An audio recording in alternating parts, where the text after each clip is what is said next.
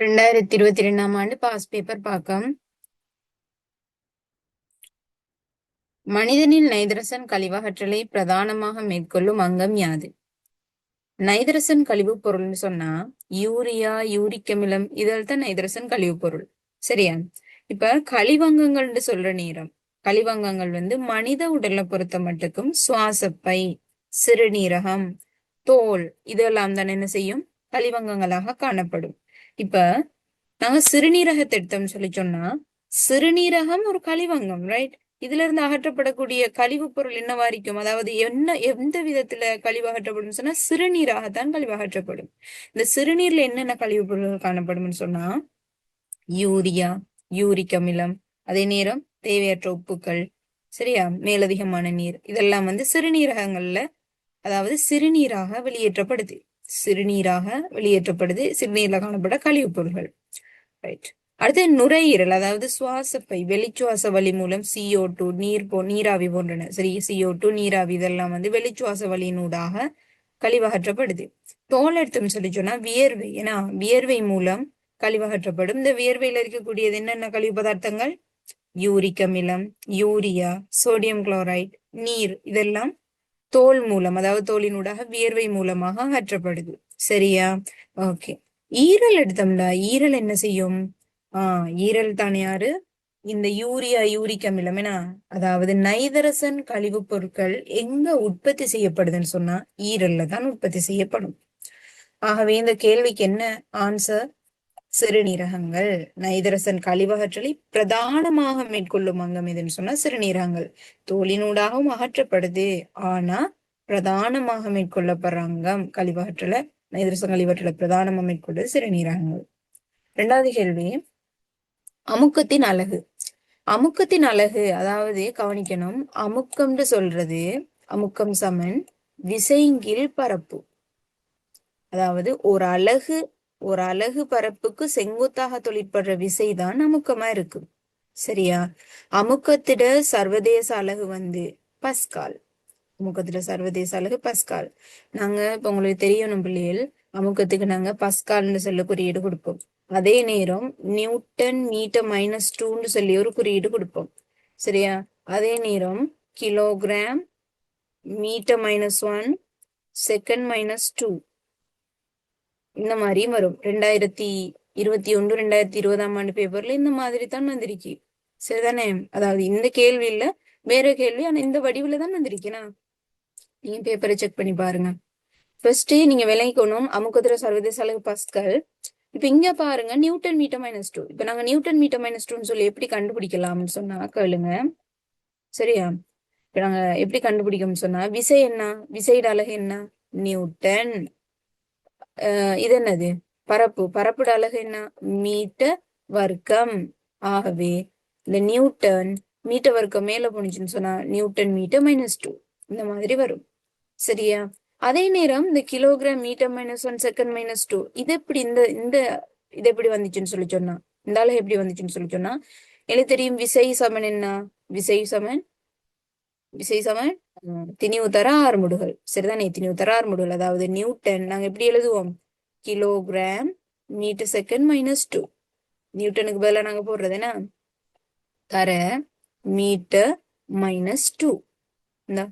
இந்த சமன்பாட்டுக்கு நாங்க பதிலா இப்படி போடுறோம். நியூட்டனுக்கு பதிலாக நாங்க இதையும் மீட்டர் -2 அதை அப்படியே அங்கால போடுறோம்.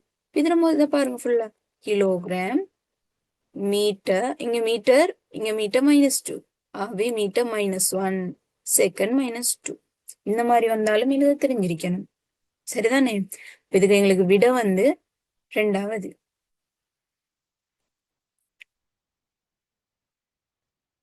ஐதரசன் அணுக்களும் ஒட்சசன் அணுக்களும் 2:1 விகிதத்தில் சேர்ந்திருக்கும் உயிரியல் மூலக்கூறுகளின் வகை யாது? ரைட். இப்ப இங்க என்ன கேட்டிருக்காங்கன்னு சொல்லி சொன்னா இதெல்லாம் உயிரியல் மூலக்கூறுகள். கார்போஹைட்ரேட், லிப்பிட், புரதம், நியூக்ளிக் அமிலங்கள் இதெல்லாம் என்னன்னு சொல்லி சொன்னா உயிரியல் மூலக்கூறுகள். இப்ப இதுல என்னென்ன மூலகங்கள் காணப்படுதுன்னு எங்களுக்கு தெரியணும். என்ன? கார்போஹைட்ரேட்ல கார்பன், ஐதரசன், ஆக்சிஜன் இது மூணும் காணப்படும். லிப்பிட் கார்பன், ஐதரசன், ஆக்சிஜன். புரதங்கள் எடுத்தோம்னு சொல்லி சொன்னா கார்பன், ஐதரசன், ஆக்சிஜன், நைதரசன் சிறிதளவுல கந்தகங்கள் கந்தகம் சிறிதளவு கந்தகமும் காணப்படும். நியூக்ளிக் அமிலத்தை எடுத்தோம் சொல்லி சொன்னா கார்பன், ஐதரசன், ஆக்சிஜன், நைதரசன், பாஸ்பரசன் என காணப்படும். பொதுவா நாலுலயுமே கார்பன், ஐதரசன், ஆக்சிஜன் என்ன கார்பனும் ஐதரசனும் ஆக்சிஜனும் காணப்படுது. இவங்க கேட்டிருக்காங்க என்ன ஐதரசன் அணுக்களும் ஆக்சிஜன் அணுக்களும் 2 விகிதத்துல சேர்ந்திருக்கக்கூடிய உயிரியல் மூலக்கூறுகளின் வகை வந்து கார்போஹைட்ரேட்டுகள். சரியா? லிபிட்ஸ்ல வந்து ஐதரசனுக்கு ஆக்சிஜன் 2 விகிதத்துல அதிகமா இருக்கும். அதாவது ஆக்சிஜன் வந்து ஒப்பீட்டளவில் அதிகமா இருக்கும். சரிதானே? உங்களுக்கு கட்டாயம் தெரிஞ்சிருக்கணும் 2 விகிதத்துல யார் இருக்கும்? கார்போஹைட்ரேட்டுகள். சரியா? இதுக்கு ஃபர்ஸ்ட் ஆன்சர். அடுத்தது அணுக்கள் தொடர்பாக தரப்பட்டுள்ள சரியான கூற்றை தேர்ந்தெடுக்க. எல்லா மூல அணுக்களினதும் கருவில் நியூத்திரன்கள் உள்ளன. எல்லா அணுக்களினதும் கருவில் உள்ள நியூத்திரன்களின் எண்ணிக்கையும் புரோத்தன்களின் எண்ணிக்கையும் சமன். வெவ்வேறு மூலகங்களின் இரு அணுக்களின் அணு எண்கள் சமமாக இருக்கலாம். ஒரே மூலகத்தில் வேறுபட்ட திணிவெண்கள் உள்ள அணுக்கள் இருக்கலாம். இதை கவனிங்க. நான் என்ன செய்ய போறோம்னு சொல்லி சொன்னா புரோத்தன் இலத்திரன், புரோத்தன், நியூத்ரன். சரியா? திணிவெண்ன்னு சொல்லி சொன்னா என்ன? புரோத்தன்களுடையும் நியூத்ரன்களுடையும் கூட்டுத்தொகை. புரோத்தன்களையும் நியூத்ரன்களையும் கூட்டுத்தொகை தான் என்னவா இருக்கும்? திணிவெண்ணாக இருக்கும். சரி, இப்ப நான் வந்து ஐதரசனுக்கு 3 சமதானிகள் இருக்குது. நான் அதை எழுதுறேன். சமதானி என்னன்னு சொல்லி தெரியுமா? ஒரே அணுவெண்ணையும் வேறுபட்ட திணிவெண்ணையும் கொண்ட ஒரே மூலத்திர அணுக்கள் தான் நாங்க சமதானிகள். ஐதரசன் அணுவெண் உண்டு, திணிவெண் வந்து வேறுபடுது. திணிவெண் சொன்னா என்ன? புரோத்தன்களையும் நியூத்ரன்களையும் கூட்டுத்தொகை. திணிவெண் வேறுபடுது. ஐதரசன் 1 சமதானின்னு சொன்னா புரோத்தியம் சொல்லுவோம், 1 சமதானி. தூத்தேரியம் சொல்லுவோம், 1 சமதானி திருத்தியம் சொல்லுவோம். அதோட நான் குளோரினையும் எழுதுறேன் சும்மா. உதாரணத்துக்கு இன்னொரு மூலகம் சொல்லி குளோரின். குளோரின் அணுவெண் வந்து 17, திணிவெண் வந்து 35. சரியா? ஓகே. இப்ப கவனிங்க பிள்ளைகள், இதுல என்ன சொல்லியிருக்காங்க? இலத்திரன்கள் உங்களுக்கு தெரியணும். நடுநிலையான மூலக அணு ஒன்று எடுத்தோம்னு சொல்லி சொன்னா இதெல்லாம் வந்து நடுநிலையான மூலக அணுக்கள். இதுல புரோத்தன்கள் எண்ணிக்கையும் இலத்திரன்கள் நீங்க சமனா இருக்கும். புரோத்தன்கள் எண்ணிக்கைன்னு சொல்றது அது அணுவேன். So proton எத்தினா 1. அதுல எத்தனை இலத்திரன் இருக்கும்? 1. ஏன்னா ஏற்றம் இல்லையே, இது நடுநிலையான அணு. இதுல புரோத்தன் எத்தனை இருக்கும்? 1. இலத்திரன் எத்தனை இருக்கும்? 1. ஐதரசனுக்கு 1 தான். சரி, இலத்திரனும் புரோத்தனும். குளோரின் எடுத்தோம்னு சொன்னா புரோத்தன் 17, அதே நேரம் இலத்திரனும் 17 தான் இருக்கும். கவனிங்க, நியூத்திரன் சொல்றது புரோத்தன்களையும் நியூத்திரன்களையும் கூட்டுத்தொகை திணிவெண் தானே. சோ இங்க கவனிங்க, புரோத்தன் வந்து 1, நியூத்திரன் வந்து 0 இருக்கணும். ஏன்? இதுல திணிவெண் 1ன்றதுனால நியூத்திரன் எண்ணிக்கை 0 இருக்கும். இங்க வந்துட்டு புரோத்தன் நியூத்திரனின் கூட்டுத்தொகை எத்தனை இருக்குது? 2 இருக்குது.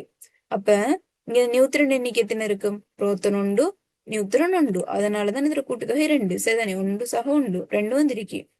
இங்க வந்து 3 சொன்னா புரோத்தன் எத்தனை இருக்குது? 1. அப்ப நியூத்திரன் எத்தனை இருக்கணும்? 2 இருக்கணும். அடுத்தது குளோரினுக்கு வந்து 35 சொன்னா புரோத்தன் 17 சொன்னா இல்ல நியூத்திரன் எத்தனை இருக்கும்? 18 இருக்கும். சரியா? ஓகே. இப்ப இது நான் போட்டிருக்கேன், இதை நல்லா கவனிச்சுக்கோங்க. இப்ப நாங்க கேள்விக்குள்ள போவோமே. எல்லா மூலக அணுக்களினதும் கருவில் நியூத்திரன்கள் உள்ளன. இங்க எல்லா மூலகானோட கருவிலையும் நியூத்திரன் இருக்குதா? இந்த ஐதரசன் 1 சமதானி யாரு? புரோத்தியத்துல வந்து நியூத்திரன் இல்ல. அப்ப அது எல்லா மூலக அணுக்களினும் சொல்லுது சரியா? இல்ல. எல்லா அணுக்களினதும் கருவில் உள்ள நியூத்திரன்களின் எண்ணிக்கையும் புரோத்தன்களின் எண்ணிக்கையும் சமனாவா இருக்குது? இல்ல, அது பிள்ளை. சரியா? அதுவும் பிள்ளை. வெவ்வேறு மூலகங்களின் இரு அணுக்களின் அணு எண்கள் சமனா இருக்கலாம். ஒரு நாளும் அணுவெண்கள் அப்படி சமனா இருக்கல. அது வேற வேற மூலக அணுக்களுக்கு.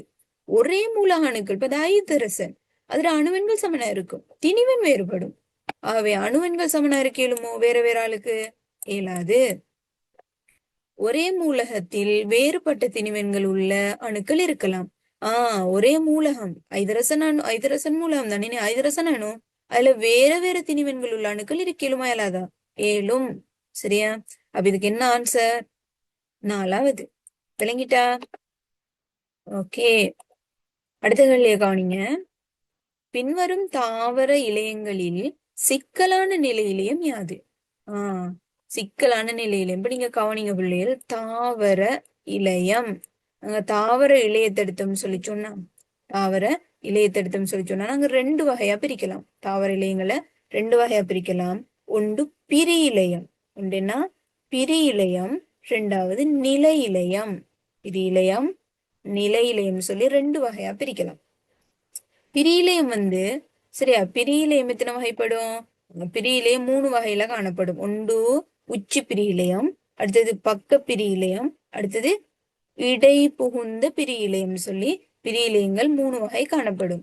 அதே மாதிரி நிலை இலையங்கள் எடுத்தோம்னு சொல்லி சொன்னா நிலை இலையங்கள் 2 வகையாக பிரிக்கிறோம். ஒன்று எளிய நிலை இலையம், ஒன்று எளிய நிலை இலையம், இரண்டாவது சிக்கலான நிலை இலையம். சிக்கலான நிலை இலையம். சரியா? இப்ப எளிய நிலை இலையம் இருக்குதானே, எளிய நிலை இலையம். எளிய நிலை இலையம் 3 வகையில காணப்படும். முதல்ல எளிய நிலை இலையம் என்னன்னு தெரியுமா? நிலை இலையத்துல எளிய நிலை இலையம் சொல்றது ஒரே வகையான கலங்களை கொண்டிருக்கிறது எளிய நிலை இலையம்.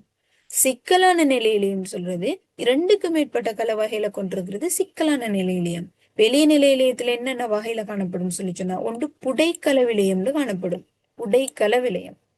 ரெண்டாவது ஒட்டுக்கல விலையம். ரெண்டாவது என்ன? ஒட்டுக்கல விலையம் ஒரு வகை காணப்படும். அடுத்தது வல்லருகு கலவிலையம். சரியா? வல்லருகு கலவிலையம். வல்லருகு கலவிலையம்.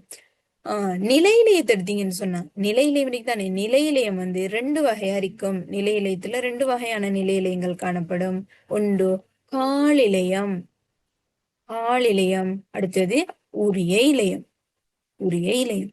இது உங்களோட புக்ல ஒரு சார்ட் தந்திருப்பாங்க, கட்டாயம் இதெல்லாம் தெரிஞ்சுக்கொள்ளணும். சரியா? ஓகே. பின்வரும் தாவர இலையங்களில் சிக்கலான நிலை இலையம் யாதுன்னு கேட்டிருக்காங்க. இப்ப சிக்கலான நிலை இலையம், சிக்கலான நிலை இலையம் யாரு? காலிலையமும் உரிய இலையமும். ஆன்சருக்கு பார்ப்போம். ஆன்சர்ல புடைக்கல விலையம், புடைக்கல விலையம், அடுத்தது ஒட்டுக்கல விலையம், வல்லருகு கல விலையம், வல்லருகு கல விலையம். சரிதானே? இப்ப இது 3மே என்னது? எளிய நிலை இலையம். எங்கள்ட்ட கேட்டது சிக்கலான நிலை இலையம். கால். சரிதானே? காலில் 4வது விட. விளங்கிட்டா? ஓகே.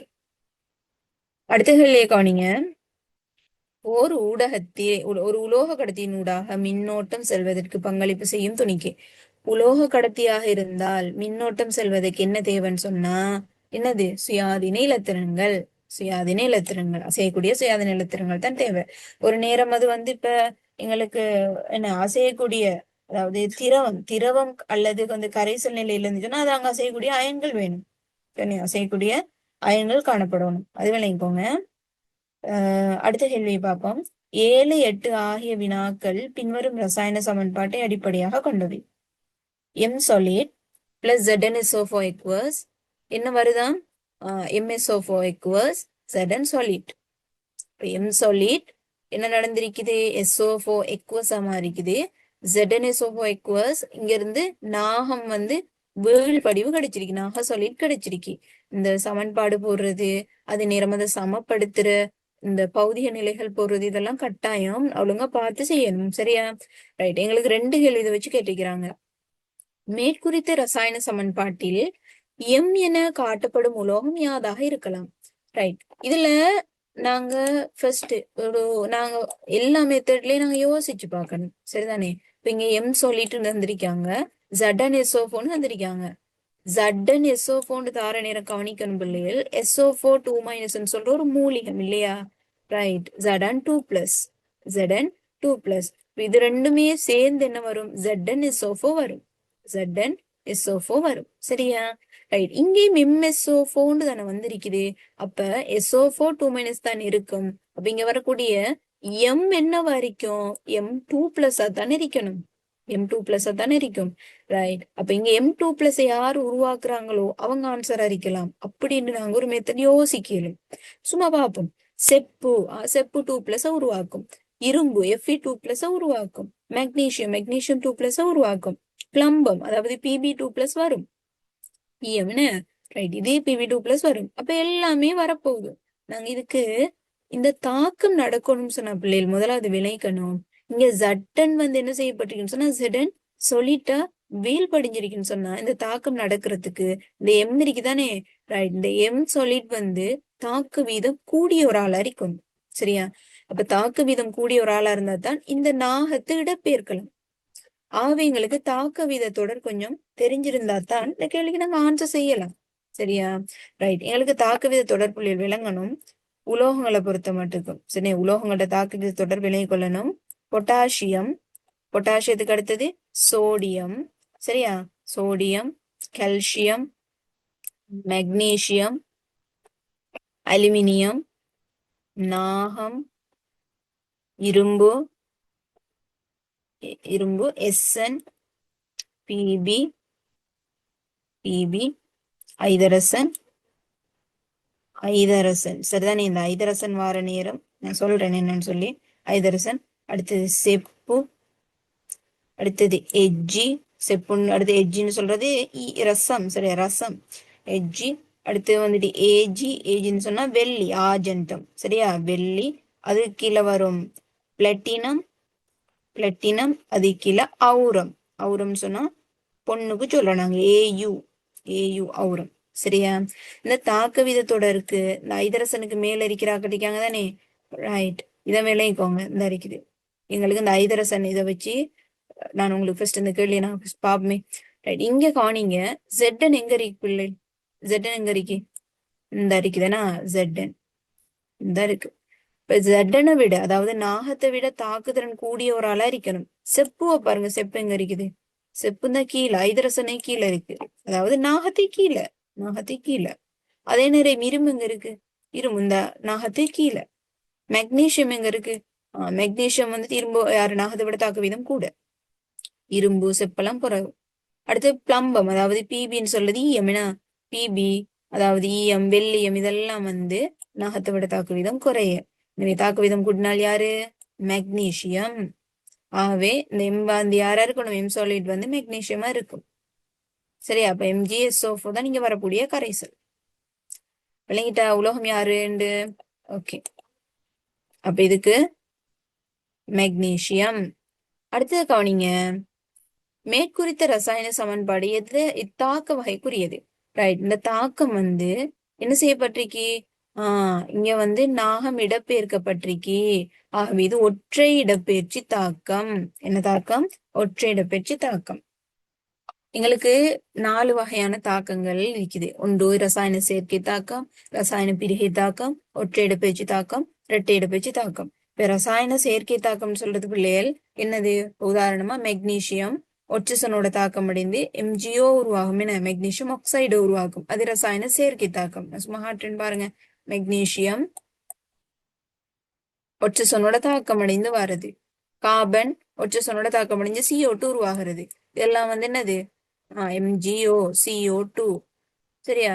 இது வந்துட்டு நாங்க தாக்கத்தை சமப்படுத்த தெரியணும். இதெல்லாம் சமப்படுத்த போடணும். சரியா? இது வந்துட்டு ரசாயன செயற்கை தாக்கம். ரசாயன பிரிகை தாக்கம் சொன்ன, ரைட், ரசாயன பிரிகை தாக்கம் சொல்றது பொட்டாசியம் பெர்மங்கனேட் என்ன செய்யும்? வெப்பப்படுத்தும் போது பொட்டாசியம் மங்கனேட்டாகவும் மங்கனீசியர் ஒட்சைட்டாகவும் ஒட்சிசன் வாயுவாகவும் வரும். ஒற்றை இடப்பெயர்ச்சி தாக்கம் சொல்றது அந்த எனக்கு தரப்பட்டிருக்கிற உதாரணம். ஒரு நேரம் நாங்க என்ன செய்யலாம்? இந்த இடத்துல இப்ப நாகம் போட்டு, சரியா, நாகம், அதாவது நாகம் சொல்லிட் ZN சொல்லிட் CuSO4 கரைசலோட தாக்கம் அடிச்சும்னு சொன்னா செப்பு வீழ்படிவாகும். சரியா? செப்பு வீழ்படிவாகும், ZnSO4 கிடைக்கும். ஏன்? செப்பு வந்து தாக்க வீதம் நாகத்தோட குறையத்தானே. சோ நாகம் கூடின ஆள்னதுனால ஒரு இடப்பெயர்க்கும். சரியா? ஓகே. அடுத்து வந்து இரட்டை இடப்பெயர்ச்சி தாக்கம்னு சொன்னா கால்சியம் குளோரைட்டு சோடியம் கார்பனேட்டோட தாக்கம் அடைஞ்சு சோடியம் குளோரைட்டையும் கால்சியம் கார்பனேட்டையும் கிடைக்கும். சரி, இதெல்லாம் தெரிஞ்சிருக்கணும். ஓகே, அப்ப இதுக்கு எங்களுக்கு விட என்ன? 8க்கு 3. 8க்கு 3வது ஆன்சர். அடுத்த கேள்வியை கவனிங்க. பிரபோசனிகள் மாத்திரம் அடங்கும் ராஜ்யங்கள் ஆவன. இப்ப எங்களுக்கு தெரியும் பேரிராஜ்யம், பேரிராஜ்யம் 3 வகையான பேரிராஜ்யம் இருக்குது. ஒன்று வந்து ராஜ்யம் பேரிராஜ்யம் என்ன? பேரிராஜ்யம் பாக்டீரியா, பேரிராஜ்யம் இது பாக்டீரியா. அடுத்தது பேரிராஜ்யம் ஆக்கியா, பேரிராஜ்யம் யூகெரியா. யூகெரியா சொல்லி 3 வகையான பேரிராஜ்யம் இருக்குது. இந்த பேரிராஜ்யம் பாக்டீரியாவுல ராஜ்யம் பாக்டீரியா இருக்கும், ராஜ்யம் பாக்டீரியா இருக்கும். அதே நேரம் வந்துட்டு பேரிராஜ்யம் ஆக்கியா வந்துட்டு ராஜ்யம் ஆக்கி பாக்டீரியா. அதே நேரம் பேரிராஜ்யம் யூக்கரியா எடுத்தவன் யூக்கரியா சரி யூக்கரியா எடுத்தோம்னு சொல்லி சொன்னா அங்க வந்துட்டு ராஜ்யம் புரோட்டிஸ்டா ராஜ்யம் புரோட்டிஸ்டா ராஜ்யம் ஃபங்கி ராஜ்யம் ஃபங்கி ராஜ்யம் பிளான்டே ராஜ்யம் பிளான்டே அடுத்த ராஜ்யம் அனிமாலியா பிளான்டே அனிமாலியா சரியா இப்படி 4 ராஜ்யங்கள் காணப்படுது அனிமாலியா இதுல கவனிங்க இதுல பிரபோசனிகள் மாத்திரம் அடங்கும் ராஜ்யங்கள் யாருன்னு சொல்லித்தான் கேட்டிருக்கிறாங்க இதுல என்னன்னு சொன்னா இப்ப புரோட்டீஸ்டாவை எடுத்தோம்னு சொன்னா புரோட்டீஸ்டாக்கள்ல யார் யாரு யூக்ளினா பெரமேஷியம் அமீபா இதெல்லாம் வந்து எப்படி இருக்கும்டா யூக்ளினா வந்து கலப்பு போசணி உங்களுக்கு சிலபஸ்ல இல்ல போல கலப்பு போசணினா ஒளி தட்போசணியாவும் இருக்கும் பிரபோசணியாவும் இருக்கும் பரமேஷியம் அமீபாவெல்லாம் பிரபோசணிகள் சரியா பரமேஷியம் அமீபா பிரபோசணி மற்றது அல்காக்கள் வந்து தட்போசணி ஒளித்தொகுப்பு செய்யக்கூடியது உல்வா ஜெலிடியம் சகசன் இந்த மாதிரியான ஆக்கள் இருக்காங்க அவங்க எல்லாம் வந்து என்ன சொன்னா தட்போசணிகளா இருப்பாங்க இது நீங்க ஒளித்தொகுப்பு செய்யக்கூடிய ஆக்கள் சரிதானே அது புரோட்டீஸ்டா பொறுத்த மட்டுக்கும் அதுல எல்லா வேலையும் இருக்காங்களே சோ அது வராது பிரபோசணிகள் இல்ல எல்லாம் பிரபோசணிகள் இல்ல ஃபங்கி எல்லாம் பிரபோசணி சரி ஃபங்கி எல்லாம் பிரபோசணி ஃபங்கஸ் எல்லாம் பிரபோசணி பிளான்டே வந்துட்டு தட்போசணி அனிமாலியா பிரபோசணி ஆகவே ஃபங்கஸும் அனிமாலியாவும் ஃபங்கை அனிமாலியா இந்த அறிக்கை நாலாவது ஆன்சர் அடுத்த கேள்வி பின்வரும் கட்டமைப்புகளில் பொலித்தீனின் மீண்டும் வரும் அலகை தேர்ந்தெடுக்க இந்த முதலாவது கட்டமைப்பு பிள்ளை முதலாவது கட்டமைப்பு வராது எங்களுக்கு தெரியும் முதலாவது பிள்ளைகள் கவனிங்க பொலித்தீனை மீண்டும் வரும் அலகை தானே கேட்டிருக்கிறாங்க பொலித்தீன்னு சொல்றது எதின் மூலக்கூறு இருக்குதானே எதின் மூலக்கூறு இந்த எதின் மூலக்கூறு பல்பகுதியமாக்கம் அடைந்து சனே பல்பகுதியமாக்கம் அடைந்து தான் எங்களுக்கு என்ன கிடைக்கும் பொலித்தீன் வரும் இது பொலித்தீன்னு சொல்லுதான் இருக்கு எதின் வந்து இப்படித்தான் இருக்கும் நாலாவது பாருங்க நாலாவது ஆன்சர் நாலாவது இருக்கிறது வந்துட்டு ஒரு எதின் மூலக்கூறு எதின் சரிதானே ஒரு எதின் இது என்ன செய்யும் சொன்னா அந்த பொன்றிக்கு தானே இந்த பிணைப்பு உடைஞ்சு என்ன நடக்கும்னு சொல்லி சொன்னா இந்த பொண்டு உடைஞ்சு கார்பன் ஒற்றை பிணைப்பு கார்பன் ஐதரசன் இந்த மாதிரி வரப்போகுது ஐதரசன் 4 ஐதரசனும் இந்த பொண்டு உடைஞ்சு இந்த மாதிரி வரும் இப்படி பல இப்படி நிறைய சேர்ந்து இப்படி சங்கிலி அமைப்புல சேர்ந்துதான் பொலிஎதிலீன் அதாவது பொலித்தீன் உருவாகுது இங்க இருக்கிறதுல இது வந்து பொலித்தீன் மீண்டும் வரும் அலகு சரி இதான் இதுக்குரிய ஆன்சர் மீண்டும் வரும் அலகு ஆனா அதே கட்டமைப்பு தான் தந்திருக்கிறாங்க இங்க ஆனா எண் போட்டிருக்குது அதாவது இது வந்து என்னது இது அதுல பல்பகுதியம் காட்டுறதுக்கு எண் போட்டிருக்காங்க சோ இது மீண்டும் வரும் அலகு இல்ல நாலாவது என்னன்னு சொல்லி சொன்னா நாலாவது வந்து எதிலீன் பொலிஎதிலீன் இல்ல எதிலீன் ஓகேயா ஓகே அப்ப நாங்க வந்துட்டு இதுல என்பு கட்டமைப்புன்னு சொல்லுது பொலித்தீன மீண்டும் வரும் அலகுன்னு சொல்லுது அது என்பு இந்த இருக்கிற இந்த என்பு கட்டமைப்பு தான் நான் கொடுக்கணும் பண்ணிக்கிட்டா அப்ப 2வது ஆன்சர் 11வது கேள்வியை பாருங்க முழுவாக திருப்பினால் விளக்கப்படாத தோற்றப்பாடு யாது ஒளியியல் நார்களினூடாக ஒளி செல்லல் இப்ப உங்களை கவனிங்க முழுவக தெரிப்புன்னு சொல்லி சொன்னா என்ன தெரியுமா முழுவக தெரிப்புன்னு சொல்றது ரைட் முழுவக தெரிப்புன்னு சொன்னா இப்ப ஒளியியல் ஐதான ஊடகத்துல இருந்து ஒரு நிமிஷம் முழுவக தெரிப்பேன் இருக்கு இப்ப இந்த மாதிரி நான் ஊடகம் 1 இது நான் ஊடகம் 2ன்னு சொல்லி எடுக்கிறேன் சரியா ஊடகம் 1 ஊடகம் 2 இது வந்து 1 வந்து ஒளியியல் ஐதான ஊடகம் 2 வந்து ஒளியியல் அடர்ந்த ஊடகம்னு எடுத்துக்கொள்ளுங்க சரியா என்ன நடக்குதுன்னு சொல்லி சொன்னா ஒளியல் ஐதான ஊடகத்துல இருந்து ஒளியல் அடர்ந்த ஊடகத்துக்கு ஒளிக்கதிர் போகுது இப்படி போற நேரம் சரி அப்படி போற நேரம் என்ன நடக்கும்னு சொன்னா இந்த படுகோணம் இருக்குதானே அதாவது படுகோணத்தை நான் டீட்டான்னு சொல்லி எடுத்துக்கிறேன் ரைட் ஒளிக்கதிர் இந்த செல்லும்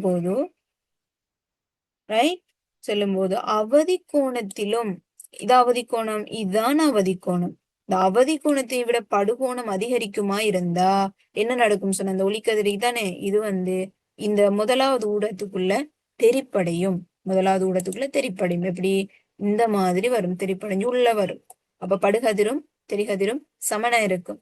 அதாவது இதைத்தான் நாங்க முழு உட்தரிப்புன்னு சொல்லி சொல்றேன். அதாவது என்னன்னு சொன்னா படுகதிரும், அதாவது படுகதிர் சாரி ஒளியல், இந்த ஒளியல் அடர்ந்த ஊடகத்திலிருந்து, இது ஒளியல் அடர்ந்த ஊடகம், இது ஒளியல் ஐதான ஊடகம், இது கண்ணாடிண்டும் தென் நம்ம வலின்னு மிச்சம் சொல்லி சொன்னா கண்ணாடியில இருந்து வலிக்கு ஒளிக்கதிர் போகுது. ஒளியல் அடர்ந்த ஊடகத்துல இருந்து ஒளியல் ஐதான ஊடகத்துக்கு ஒளிக்கதிர் போற நேரம் அவதி கோணத்திலையும் படுகோணம் பெரிதாக இருந்தா அந்த ஒளிக்கதிர் என்ன செய்யும்? முழுமையாக என்ன செய்யும்? ஒளியல் அடர்ந்த ஊடகத்துக்குள்ள வரும். சரிதானே? அப்ப இது உள்ள தெரிப்படையும். இந்த தெரிகோணங்கள்லாம் சமனா இருக்கும். இதான் முழு உட்தெரிப்புன்னு சொல்லி சொல்றேன். அவதி கோணம்டா என்ன? படுகோணம் முறிவு கோணம் 90 பாகையாக உள்ள படுகோணம். முறிவு கோணம் 90 பாகையா இருக்கக்கூடிய படுகோணம் இதான் அவதி கோணம். இதை விட இது பெருசாகுது. இந்த டீட்டா கூட இந்த டீட்டா அந்த அளவுக்கு வருமா இருந்தா, இந்த டீட்டா அப்படி இது கூட வருமா இருந்தா இது முழு உட்தெரிப்பு உட்படுது. சரிதானே? இதான் முழு உட்தெரிப்புன்னு சொல்லி சொல்றேன் நாங்க. இந்த முழு உட்தெரிப்பு தோற்றப்பாடு விளங்கி ஒண்ணும் என்னண்டா, சரியா, முழு உட்தெரிப்பால எங்களுக்கு பிரயோகங்கள் ஆகும்னு சொல்லி சொன்னா, முதலாவது இந்த ஒளியியல் நாரின் ஊடாக ஒளி செல்லுதல். அது சரி, ஒளியியல் நார்களின் ஊடாக ஒளி செல்லல் முழு உட்தெரிப்போட ஒரு தோற்றப்பாடு. வைரத்தை வெட்டி பட்டை தீட்டுவதன் மூலம் பளபளப்பாக்குதல், அதுவும் முழு உட்தெரிப்பால விளக்கப்படக்கூடிய ஒரு தோற்றப்பாடுதான். சரியா? வெள்ளொளி நிறங்களாக பிரிந்து வானவில் உண்டாதல், அது முழு உட்தெரிப்பால இல்ல. இது என்ன செய்யும் சொன்னா ஒளித்தெரிப்பு, அதாவது ஒளி முறிவடைகிற நேரம் விலகல் அடைஞ்சு, அதாவது இப்படி போற ஒரு ஒளிக்கதிரிக்கு தானே, ஒளிக்கதிர் இப்படி பல பிரிவுகளாக பல பல கோணங்கள்ல பிரிவடையுது. பல கோணங்கள்ல இப்படி பிரிவடைகிறதுனால வரது என்னது? விப்ஜியோர் என்ன, இந்த மாதிரி 7 நிறங்களாக பிரிவடையுது ஒளிக்கதிர். இது முழு உட்தெரிப்புல தோற்றப்பாடு இல்ல. செவ்வகாரியத்தினால் ஒளிக்கதிர் 90 பாகையினூடாக திரும்புதல். செவ்வகாரியத்தினூடாக 90 பாகையினூடாக திரும்புறது. இந்த அறிக்குது அரியம். ஒரு நிமிஷம். அரியம் இந்த மாதிரி இருக்குன்னு வச்சுக்கோமே. இதான் செவ்வகாரியம். சரியா? இந்த அரியத்தினூடாக வார ஒளிக்கதிர் ரைட் இப்படி போகும். அதாவது 90 பாகையில என்ன செய்யுது? 90 பாகையினூடாக திரும்புது. இந்த 90 பாகைனா 90 பாகையினூடாக திரும்புது. ரைட். இது கேமராக்கள்ல, அதே நேரம் தொலைக்காட்டிகள்ல இந்த மாதிரி நாங்க பயன்படுத்துறோம். ஒளியியல் நார்களின் ஊடாக சொன்ன எண்டோஸ்கோப் உபகரணங்கள் அதுல பயன்படுத்தப்படுது. சரியா? அப்ப இதுக்கு என்ன ஆன்சர்? வெள்ளொளி நிறங்களாக பிரிந்து வானவில் உண்டாதல். அதான் விளக்கப்படாத ஒரு தோற்றப்பாடு. பூவில் கருக்கட்டல் செயல்முறைக்கு பின்னர் நடைபெறும் ஒரு மாற்றம் பின்வருவனவற்றுள் எது அப்படின்னு கேட்டிருக்காங்க. யாதேன? ரைட். இப்போ பூவில கருக்கட்டல் நடந்ததுக்கு பிறகு என்ன நடக்கும்னு சொன்னா சூலகம் பழமாக மாறும். சூலகத்திர சுவர் சுற்றுக்கணியமா மாறும். சூழ் வித்து வித்தா மாறும். சூழ் வித்துற சுவர் என்ன செய்யும்? வித்துரையா மாறும். அதே நேரம் இந்த புள்ளி அல்லி, அதே நேரம் குறி கேசரம் இதெல்லாம் என்ன செய்யும்? உலர்ந்து விழுந்துடும்.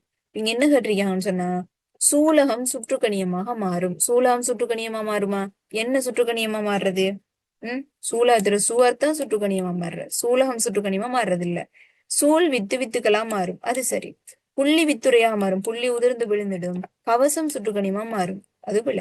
என்ன விட 2வது ஆன்சரு. அடுத்தது மலமளப்பான தசையிலயத்தின் ஒரு இயல்பாக அமையாதது பின்வருவனவற்றுள் எது? ரைட். மலமளப்பான தசையிலையும் சொன்னா எங்களுக்கு தெரியணும், களத்திட மத்தியில தனிக்கரு காணப்படும், கதிருருவானதா இருக்கும், அது கிளை கொள்ளாதது, விரைவில் களைப்படையாது. அதே நேரம் மலமளப்பான தசையிலயத்துல குறுக்கு வரிகள் காணப்படும், இச்சை இன்றிய இயக்கமா இருக்கும். சரி, மலமளப்பான தசையிலத்துல குறுக்கு வரி இல்ல, குறுக்கு வரி இல்ல. அது அடுத்து என்ன? இச்சை இன்றிய இயக்கமா இருக்கும். குறுக்கு வரி இருக்கிறது வன்கூட்டு தசையிலயத்திலையும் இதய தசையிலயத்திலையும். சரியா? ரைட். இப்ப கவனிங்க, களங்கள் தனிக்கருவா இருத்தல், அது சரி. குறுக்கு வரிகள் இருத்தல், அது மலமளப்பானது செய்யறதுல குறுக்கு வரிகள் இல்ல. அடுத்தது களங்கள் கதிருருவானதா இருத்தல், அது சரி. இச்சையின்றி இயங்குதல், சரி. ஆனா அதே நேரம் விரைவுல களைப்படையாது மலமளப்பான தசையிலையும். இப்ப வன்கூட்டு தசையிலே எடுத்தீங்கன்னா அது பல்கரு கொண்டது. ஏன்னா நீண்ட உருளை வடிவான களங்கள் விரைவுல களைப்படைஞ்சிரும், கிளையற்றதா இருக்கும், குறுக்கு வரி காணப்படும், இச்சையோட இயங்கும், இச்சையோட இயங்கக்கூடியதா இருக்கும். இதே தசையிலையும் ரைட். அதுலயும் அது தனிக்கரு கொண்டதா இருக்கும், கிளை கொண்டதா இருக்கும், சந்தம் பொருந்தி இயக்கம் இருக்கும். ஒரு போதுமே அது கலைப்படையாது. அதுல என்ன இயல்போல் எல்லாம் கட்டாயமிங்க பாடமைக்கு வச்சுக்கோங்க, சரியா? இதுக்கு என்ன விட? இரண்டாவது, பொறிமுறை அலைகள் பற்றி பின்வரும் கூற்றுக்களை கருதுக. ரைட். உங்களுக்கு தெரியும் பிள்ளைகள், அலைகள் எடுத்தோம்னு சொல்லி சொன்னா பொறிமுறை அலை, மின்காந்த அலைன்னு சொல்லி ரெண்டு வகையா பிரிக்கலாம். பொறிமுறை அலைன்னு சொன்னா என்ன? பொறிமுறை அலைன்னு சொல்லுது அலை செல்றதுக்கு ஊடகம் அவசியம். பொறிமுறை அலை நாங்க ரெண்டு வகையா பிரிக்கலாம், ஒன்று குறுக்கலை, இன்னொன்னு மின்காந்த அலை, சரியா? ஏய கவனிங்க, ஒரு ஊடகத்திலிருந்து வேறொரு ஊடகத்தினுள்ளே புகும் போது யாரு? பொறிமுறை அலைகள். ஒரு ஊடகத்திலிருந்து இன்னும் வேறொரு ஊடகத்தினுள்ளே புகும்போது அலையின் மீடிரன் மாறுபடுகிறது. அலையிட மீடிரன் மாறல, அலையிட மீடிரன் மாறல. ஒரு ஊடகத்துல இருந்து இன்னொரு ஊடகத்துக்கு போற நேரம் அலையிட வேகம் தான் மாறும். அதாவது கதிரிக்கு தானே வேகம் தான் மாறுமே தவிர மீடிரன் மாறாது, சரியா? அலை கதி, ரைட், கதி மாறும், மீடிரன் மாறல. அலையின் கதி அதன் மீடிரனை சார்ந்திருப்பதில்லை. அது சரி. யோசிக்கலும் v சமன் f இன்டு லம்டா.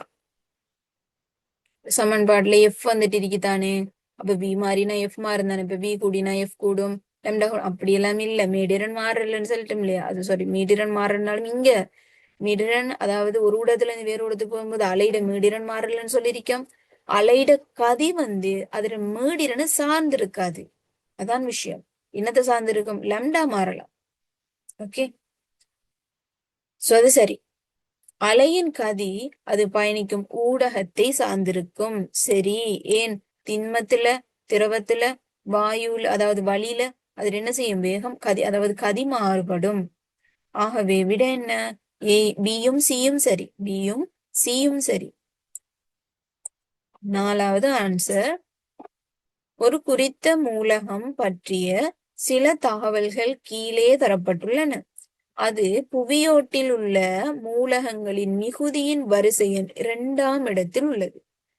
ஃபர்ஸ்ட் ஆன்சர்ல இந்த முதலாவது கூற்றுல எங்களுக்கு என்ன செய்யலாம்? எங்களுக்கு ஆன்சரை கண்டுபிடிச்சிடலாம். இதுக்கு விட சிலிக்கன். ஏன்னு சொன்னா பிள்ளைகள், உங்களுக்கு ஆர்டர் தெரிஞ்சிருக்கணும். அடுத்து நான் மத்ததை சொல்லிட்டு அதை சொல்றேனே. அது ஒரு குறை கடத்தி இயல்பை காட்டும். சிலிக்கன் குறை கடத்தி, போரோன் ஒரு குறை கடத்தி. அதே நேரம் அது உலோக இயல்புகளையும் அலோக இயல்பையும் காட்டும். ஏன்னு சொன்னா அது உலோக போலிகள். உலோக போலி, சிலிக்கன் போரோன்ல உலோக போலி, உலோக இயல்பையும் அலோக இயல்பையும் காட்டும். இப்ப இங்க என்னன்னு சொல்லி சொன்னா, புவியோட்டில் உள்ள மூலகங்களின் மிகுதி வரிசை 2ஆம் இடம். ரைட். புவியோட்டில் இருக்கக்கூடிய மூலகங்களை கவனிச்சுன்னு சொன்னா புவியில அதிக அளவுல காணப்படுறது ஒட்சிசன். ஒட்சிசனுக்கு அடுத்தபடியா இருக்கிறது சிலிக்கன், அதிக அளவுல. சிலிக்கனுக்கு அடுத்ததா இருக்கிறது யாரு? அலுமினியம். Sorry, aluminium. அலுமினியத்துக்கு அடுத்ததா இருக்கிறது இரும்பு. இரும்பு, சரியா? இரும்பு. அப்படியே ஒரு மூலகங்களா தொடர்ச்சியா வரும். யாரு? கல்சியம், சோடியம், பொட்டாசியம், மெக்னீசியம், அந்த மாதிரி கீழே அங்கே போயிட்டு இருக்கு. சோ இந்த சிலிக்கன் எப்படி காணப்படும்? சிலிக்கன் ஒற்றைலாம் சொன்னா மணல், மணல் இருக்குதானே? மணல், மணல் வடிவில காணப்படும். அதாவது மணல்னு சொல்றது சிலிக்கா, SiO2, சரியா? இது அதிகமா காணப்படுறது. அதாவது இந்த சிலிக்கன் ஒட்சிசனும் சேர்ந்து ஒரு சேர்வை வடிவில் SiO2ஆக காணப்படும். அதே நேரம் அலுமினியமும் இரும்பு தாதுக்களும் சேர்ந்து எப்படி இருக்கும்னு சொல்லி சொன்னா களிமண், களிமண்ல காணப்படும். எனவே அதனாலதான் இது அதிக அளவுல காணப்படுது புவியில, சரியா? அப்ப இதுக்கு ஆன்சர் என்னன்னு சொன்னா சிலிக்கன். விளங்கிட்டா? இதோட முடிப்போம். அடுத்த கிளாஸ்ல மத்தத்தை பார்ப்போமே, 16வதுல இருந்து.